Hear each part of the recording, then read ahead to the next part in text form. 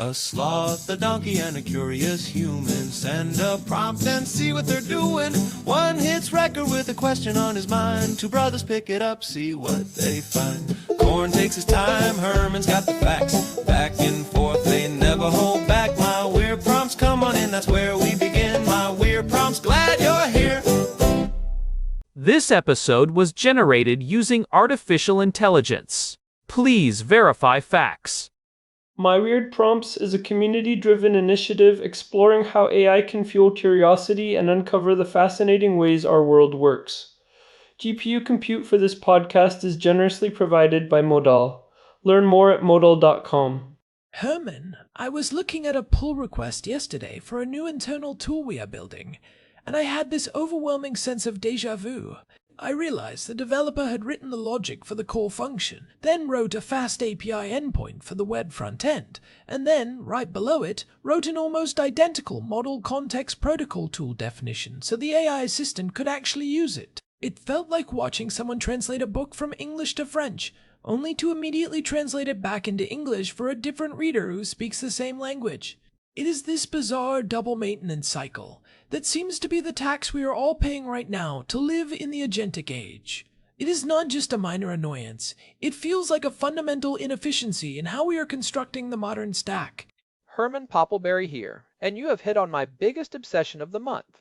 It is the dual-track problem. We are essentially building mirror worlds. One world is for the legacy human interface, which is basically what a standard web application is, and the other is for the model. Today's prompt from Daniel is about exactly this friction. He is asking about the convergence of application programming interfaces and the model context protocol into a single, unified backend architecture. Daniel is seeing the same thing we are, this trend toward AI first re-architecting, where we stop treating the AI as a second-class citizen that needs its own special scaffolding and start treating it as the primary consumer of our code. We are moving away from the era where the AI was an afterthought, a little sidecar you bolted on, and toward a world where the code is written for the agent first, and the human interface is almost a secondary projection of that underlying capability. It is funny because we have spent the last decade shouting about being API first. We told everyone to build the backend as a standalone service, so the mobile app and the web app could use the same logic. Now it feels like we are being told that being API first was just the halfway house. The real destination is being agent first. But Daniel mentioned Google's WebMCP as a sign that this convergence is already happening at the browser level. Before we get into the heavy architectural stuff, how much of this is just a temporary bridge? Are we building these separate layers because the tools are immature? Or is there a fundamental difference in how a human app and an AI agent need to talk to a server? I mean, at the end of the day, they both just want data, right? That is the multi-billion-dollar question corn. Right now, the bifurcation is pretty stark. On one hand, you have standard HTTP and JSON patterns, often REST or GraphQL, which are designed for request and response cycles. They are stateless, they are predictable, and they are optimized for a human clicking a button and waiting for a UI to update. On the other hand, you have the Model Context Protocol, which uses JSO NRPC and is designed to be stateful and bidirectional.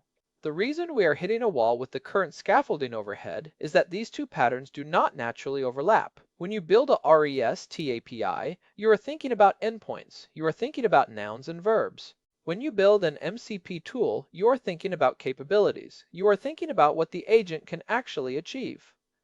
The January 2026 update to the MCP specification actually introduced much better support for dynamic tool discovery, which was a huge step toward reducing those hard-coded manifests we used to have to write.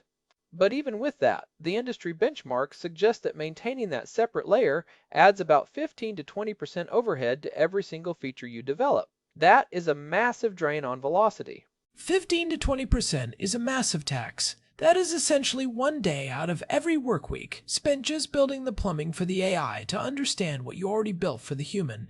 If I am a CTO, I am looking at that and thinking we need to merge these tracks immediately. I cannot justify paying a 20% premium on every feature just to keep the AI in the loop. But I wonder about the technical reality of that. If we move to a unified access point, what does that actually look like in the code? Do we just stop writing REST endpoints and start writing everything in MCP? Because that seems like a huge leap for teams that are comfortable with their current toolsets. I think the shift is more about the source of truth than the specific transport protocol. In a unified backend, your schema becomes the absolute law. We have talked before about schema-driven development, but this takes it to a new level. Imagine you define a function in a language like Python or TypeScript. Instead of manually wrapping that in a fast API route and then manually wrapping it in an MCP tool definition, you use a framework that treats the function signature and the documentation strings as the primary interface. The framework then exports a single unified access point. If a browser hits it, it acts like a traditional API. If an LLM agent hits it, it presents itself as an MCP tool with all the necessary context and metadata. This is where Google's WebMCP comes in. It is basically saying that the browser should be able to natively understand these tool definitions. If the browser can talk MCP, then the distinction between a web app and an AI tool starts to disappear. The browser becomes a host for these capabilities. So, the developer just writes the logic once, and the transport layer figures out who is asking. That sounds great in theory, but isn't there a semantic mapping problem here? A REST endpoint might be called getUser/id, but an agent needs to know that this tool is specifically for retrieving profile information, and it might need to know the constraints or the side effects in a way a web browser does not care about. A human knows that clicking a delete button will delete something because of the UI context. An agent needs that context explicitly defined in the schema. How do we automate the context part without it becoming just another form of manual scaffolding? We are trying to get away from manual work, not just move it to a different file. This is where it gets really interesting, and honestly, where it gets a bit fuzzy for me too. The semantic mapping is not just about the name of the function, it is about the intent. In a traditional API, the documentation is for the human developer. It is a guide on how to use the tool. In an AI-first backend, the documentation is part of the execution. It is the instruction set for the model. We are moving away from the manual hacks we discussed back in episode 1120, where we were basically duct taping these things together with custom prompts and hard-coded descriptions. Now, we are seeing tools that can auto-generate the MCP manifest directly from the Open API or Async API definitions, but you are right, a direct one-to-one mapping is often insufficient. An agent needs to know the why, not just the how. We are starting to see the rise of semantic gateways that sit in front of the backend and translate the raw API schema into something agent consumable on the fly, using a small, fast model to bridge that gap. These gateways can look at a standard REST endpoint and say, okay, based on the field names and the types, this is clearly a tool for updating user preferences, and here is the context an agent would need to use it safely. Wait, so you are saying we might have an AI sitting between the agent and the AP? Just to explain how the API works, that feels like adding even more layers to the cake. It is like hiring a translator to talk to another translator. Why not just build the API to be agent readable from the jump? If we know the future is agentic, why are we still designing for the 2010 era of web development? Why are we still thinking in terms of endpoints at all? Because we still have humans, corn. We cannot just break the web for everyone who is not an AI. We have billions of lines of code and millions of users who rely on traditional web interfaces. But I think Daniel's point about Google's WebMCP is the missing link here. WebMCP is fascinating because it allows the browser itself to expose tools natively. It bypasses that traditional middleware. If the browser is the one saying, hey, I have these capabilities, and the backend is providing a unified schema that the browser understands, the friction starts to evaporate. We are moving toward a world where the transport layer is agnostic. Whether it is a human browser or an LLM agent, they are both hitting the same unified backend that speaks both languages simultaneously. Think of it like a universal translator that is built into the foundation of the building rather than something you have to carry around with you. I remember we talked about the restart tax in episode 1076, where the constant need to refresh and reinitialize these connections was killing performance. If we move to this unified architecture, does that solve the plumbing bloat, or does it just hide it? Because if I am still running a stateful JSON-RPC connection for the agent and a stateless HTTP connection for the app, my server is still doing twice the work, even if I only wrote the code once. We are still managing two different types of traffic patterns on the same infrastructure. The server load is definitely a consideration, but the real cost is the developer cognitive load. The goal of a unified access point is to ensure that when you update your business logic, the change propagates everywhere instantly. Right now, the biggest risk is drift. You update the API to add a new field, but you forget to update the MCP tool definition, and suddenly your AI agent is hallucinating parameters that do not exist anymore because its map of the world is out of date. A unified backend eliminates that drift because there is only one map. And as for the performance, we are seeing a shift toward agent gateways that handle the stateful nature of MCP so your core backend can stay relatively lean. These gateways are becoming the new load balancers. They handle the context, they handle the session state, and they handle the rate limiting, which is a huge issue for agents. They act as a buffer between the high-frequency, high-intent world of the agent and the more traditional world of the backend server. Let's talk about that rate limiting and security for a second. This is where I get worried. If I open up a unified access point, a human user might click a button once every few seconds. A AI agent might try to call that same tool 50 times in a second to explore a problem space or brute force a solution. If we merge the architectures, don't we run the risk of an agentic attack, or just plain old resource exhaustion that we would have caught if we kept the tracks separate? How do you secure a unified backend when the two types of users have such radically different behavior patterns? That is where the agent gateway becomes essential. You cannot use traditional rate limiting for agents. If you limit an agent to 5 requests per minute, you basically break its ability to think. It needs to be able to iterate quickly. You need context-aware routing.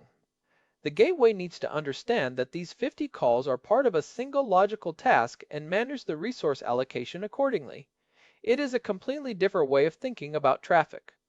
In the old world, we looked at IP addresses and tokens. In the new world, we are looking at session intents. We are also seeing a shift in observability. Traditional logging just tells you that a request happened. It gives you a status code and a timestamp. Agentic logging needs to tell you why the request happened and what the agent was trying to achieve. It needs to capture the chain of thought that led to that specific tool call. If you have a unified backend, you can correlate those two things much more easily. You can see that a human user asked a question, which triggered an agentic subtask, which called 3 different tools, all within the same unified observability pipeline. It sounds like we are witnessing the death of the API gateway as we know it. If the future is this unified access point, then the old school gateways that just check for a valid header and pass the JSON along are basically dinosaurs. They are not smart enough for the agentic internet. They are like security guards who only check your ID, but don't care that you are carrying a sledgehammer into the building. But what about all the legacy systems? Most of the world is still running on RESTAP, IS that were written 5 or 10 years ago. Can we actually retrofit those into this unified MCP world, or are we looking at a decade of rewriting everything from scratch? You do not necessarily have to rewrite the core logic, but you do have to add a translation layer. There are already some really cool open source projects that can crawl a legacy. Open a PISpec and spin up a standards compliant MCP server in minutes. It is not as good as a native agent first backend, but it gets you 80% of the way there.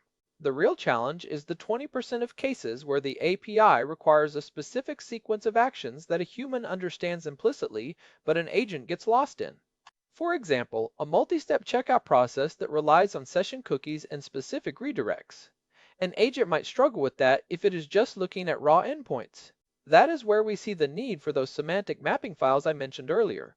But to Daniel's question, I do think the standalone MCP layer is a temporary phase. Within a few years, if your backend framework does not automatically handle tool exposure as a first-class feature, it will be considered obsolete. We will look back at manually writing MCP manifest the same way we look back at manually writing WSDL files for SOAP. It will just be seen as unnecessary busywork. It is a bit like how we used to have separate mobile sites like me.website.com, and then we realized that was a terrible idea and moved to responsive design. We are in the M. Era of AI. We have the main site for humans, and then we have this weird stripped-down sidecar for the agents. Eventually, responsive backend design will just be the standard. You build one backend that responds appropriately to whatever is calling it. If a mobile app calls it, it gets the data it needs for the UI. If an agent calls it, it gets the tool definition and the context it needs to execute a task. I love that analogy. Responsive backend design is the perfect way to frame it. And just like responsive web design required us to think in terms of grids and flexible elements rather than fixed pixels, this requires us to think in terms of capabilities and intents rather than fixed endpoints. We have to stop thinking about what the data looks like and start thinking about what the data can do. What I find wild is how quickly the tooling is catching up.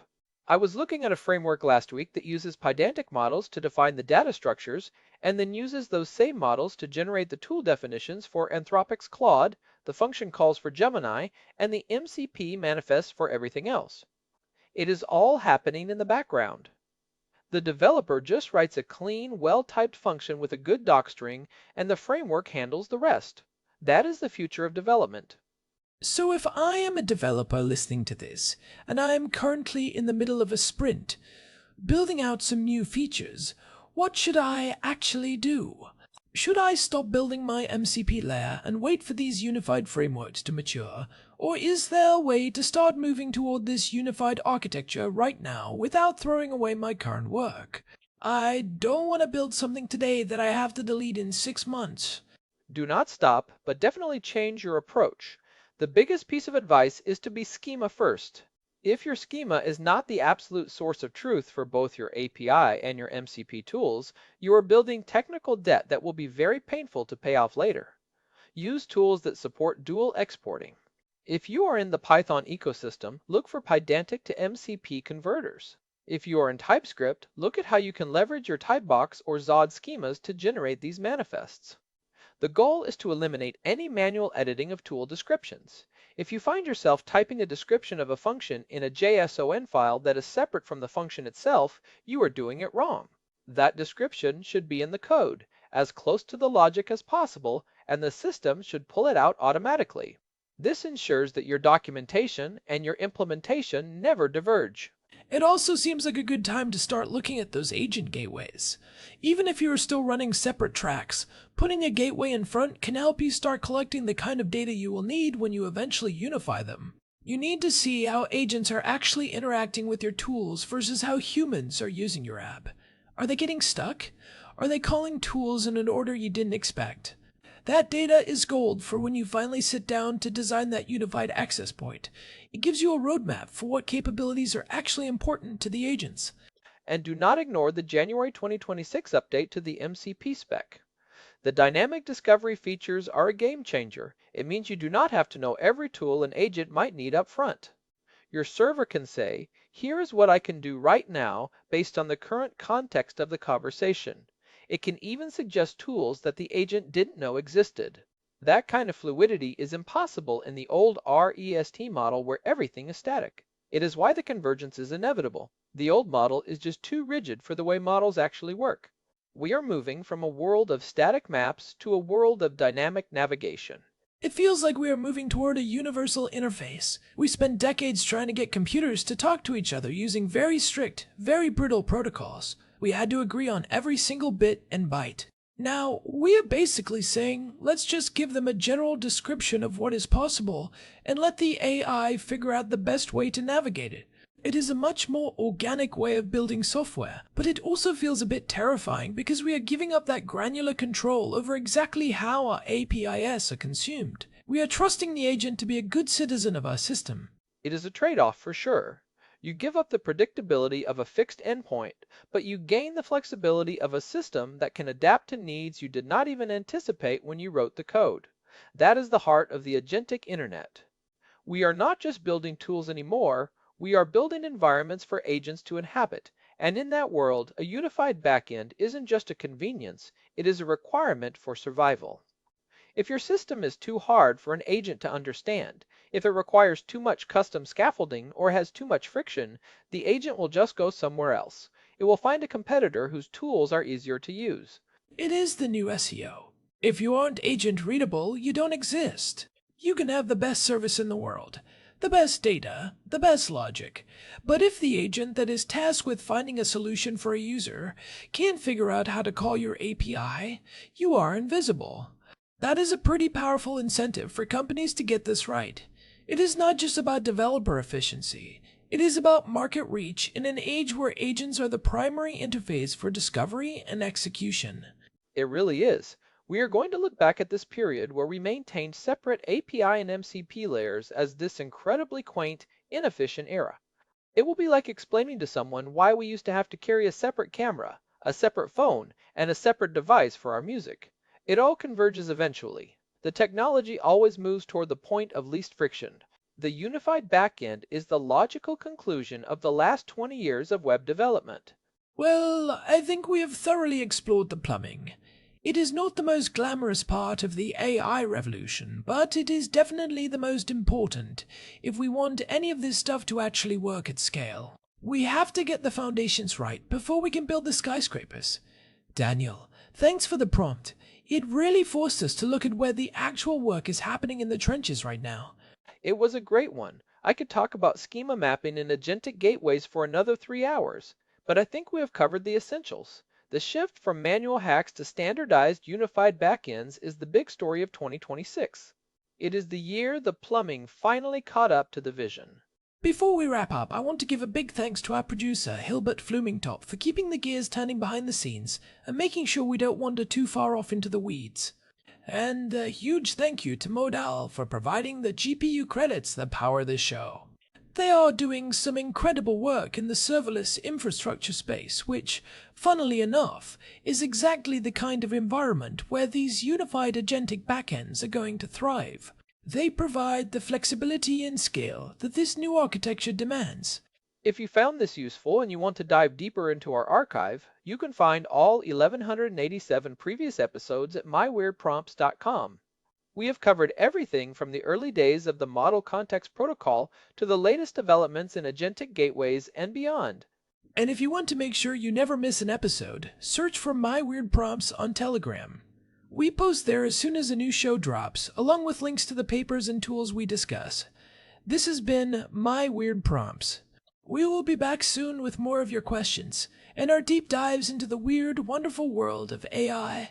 Catch you next time. Goodbye. This episode was generated using Gemini Flash 3. Text-to-speech engine was Chatterbox. Thanks for listening to our show, My Weird Prompts, where our thoughts go from slow takes to facts on cue. We change and